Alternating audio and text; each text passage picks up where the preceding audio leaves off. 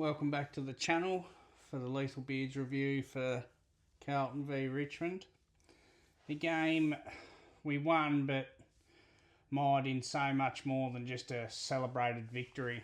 It's a hard one to really process as a supporter because you don't want to be too negative because you won, but you're looking at it with a lens of there's so many holes, and maybe we just need to temper our expectation or shift our focus from being a real finals contender to realising we got a lot of work to do, and a lot of work in the skill space and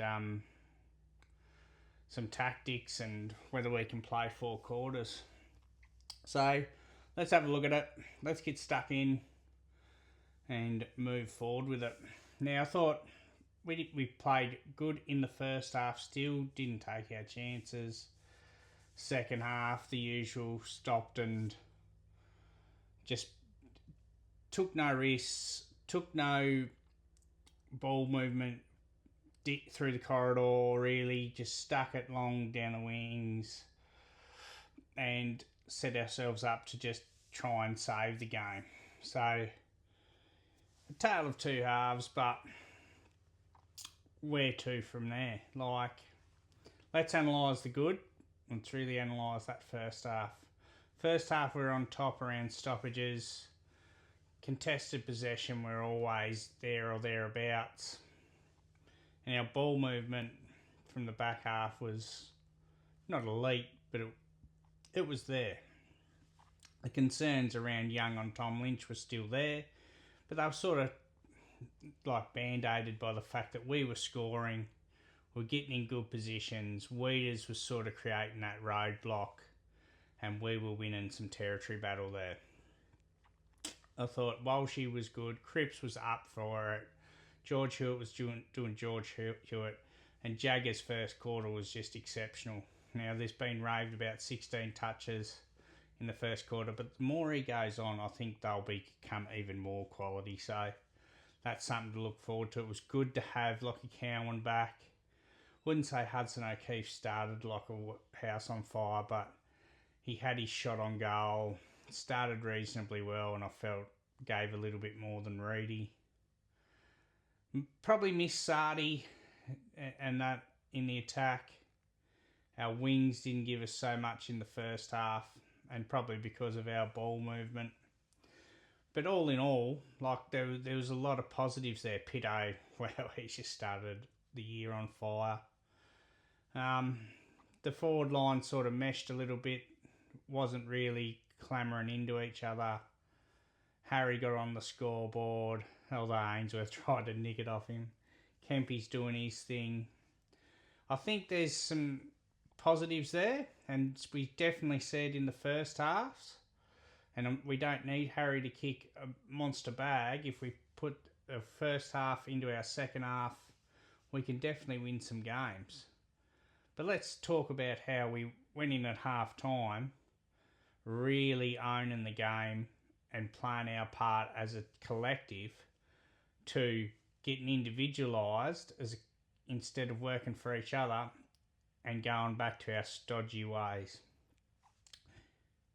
Richmond picked up their intent around the ball, started winning around stoppage, started winning the territory battle, and really stopped our ball movement. Now, when I say really stopped our ball movement, I'm not sure it's so much them as it is us and our lack of dare, a lack of pace. I think something goes on at that half time. I don't know what, but just got to come out and play with the same verve. They're going to change some tactics. You know that. And you know that they're going to think that we can run all over this side.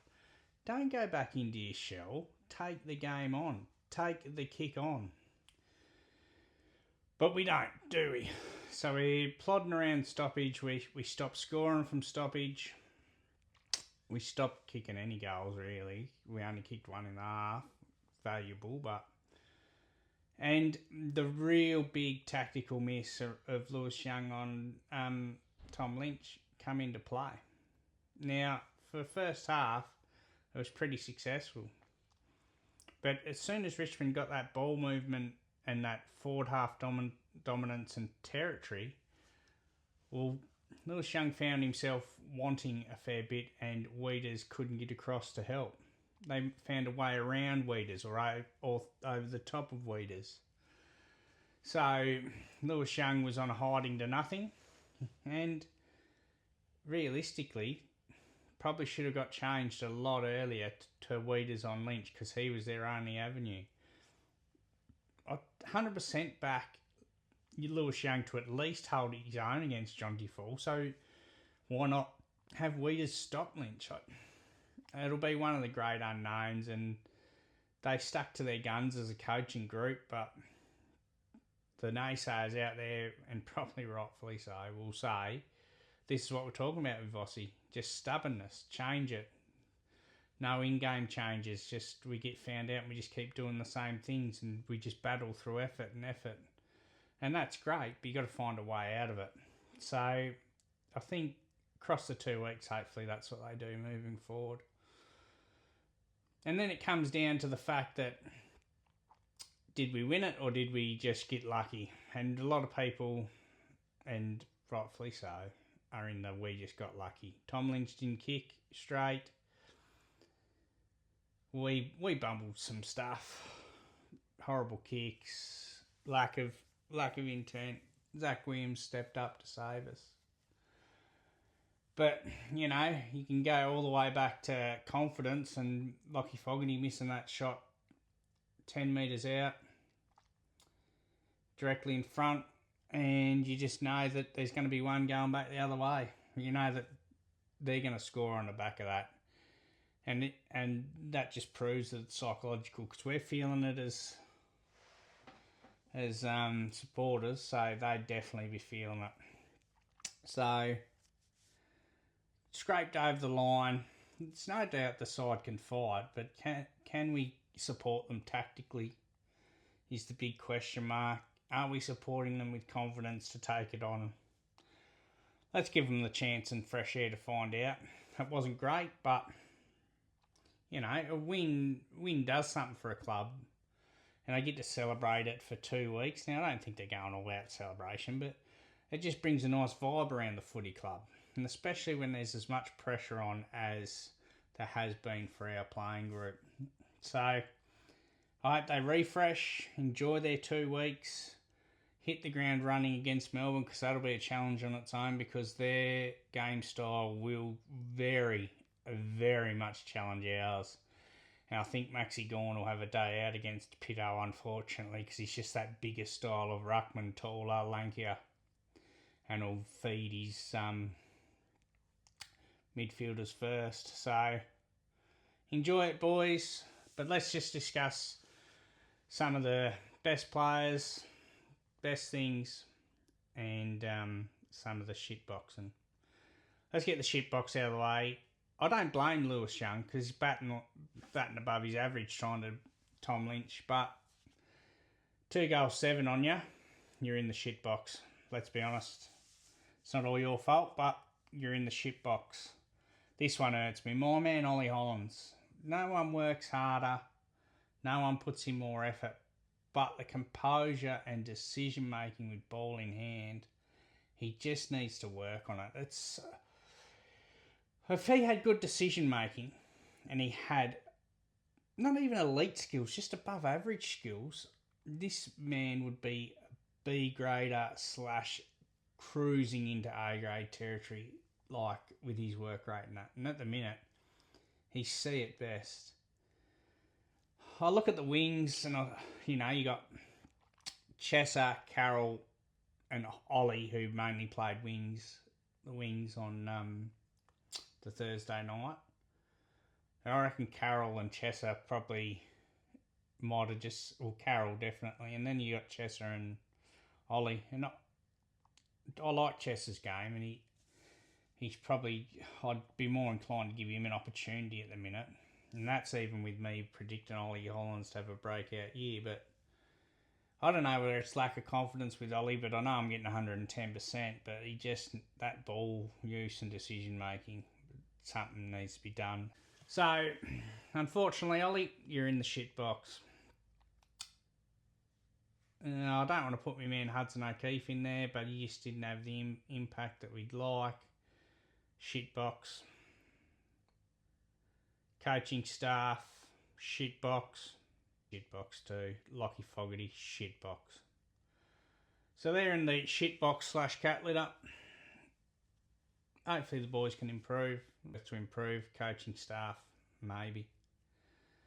But they've missed 2 weeks in a row now with key matchups in Goulden, not switching Lord over to him when he got on a run, and Tom Lynch with Lewis Young, not switching Weeders onto him. Bit of redemption there, and will be needed. Let's go to the fucking clean turfers, the ones that get to sit in the sun, the ones who have shined. Walshy, obviously, still some question marks over that kick, and if he just tidies that up, dominating, but played really well. Cripper, Jagger, and we'll give Georgie Hewitt, get him on the turf. Harry played his part, took some big marks, maybe just misses out on the turf, in between the shit box and the turf, just your average. Ollie Florent, really good. Was really happy with Ollie. Harry Dean gets on the turf just because of his mongrel and he's not taking a backward step. I really like it. Done really well. Matty Carroll, thought he played well. And Big Pitto's got to be in there. And probably I'll put Zachy Williams in there. I wouldn't say he shot the lights out, but, you know, come up big when the moment needed it. So he's on the turf. Now, what to do moving forward with selection? I don't think they'll change it. How far away is Nick Newman? Maybe stiffen that up. How far away is Sardi? I think one of Chesser or Ollie go and Carroll stays on that wing. So that'll be interesting. Fogg's in the gun. He's got to come out for Frankie if he's fit. But probably should have really discussed. Fuck it, we'll do it now. Small forward and forward line pressure. Non-existent. I was going to do it in my preview for the Demons because it'll be needed, but I don't know what your thoughts are, but Fogg puts on reasonable pressure, but we got no one to be scared of. We got no Morris Rioli running you down. Got no double picket running you down, putting fear, putting like pressure when they're not even around. You know, referred pressure. Like just what defender out there is worried that they don't have enough time to dispose of and find a target in our forward line? Like we're effort, but we're not putting the fear of God into any teams about getting it out of there or being able to pick the eyes out of it, and especially in second half. So we definitely need to work on that. Is Frankie the man? I don't know, but we need to get some scary pace, some lightning quick players who not only do the damage ground level and hit the scoreboard, but really put the fear of God into some backmen. But we won, so, you know, try and stay positive with it. I mean, the Demons coming up. I'll do a preview next week, but it's definitely a winnable opportunity. We'll go through the key things there, but let's just support the boys through this one. Give them a little bit more time. If we're fucking 2-4 after the Collingwood game, then there's got to be a revolt and there's got to be some questions asked. But you know, give the boys the space to breathe that they've requested. All right, you just want to be positive. You don't want to look back. Right, noted. Well, this supporter is happy to take that on board and give you the space. Like, there's no doubt we need to call you on your bullshit if it's there, but will stay positive, and I look forward to a victory against the Demons, but you need to play your part. So, fingers crossed. Let's look forward to the Demons, and up the Blue Baggers.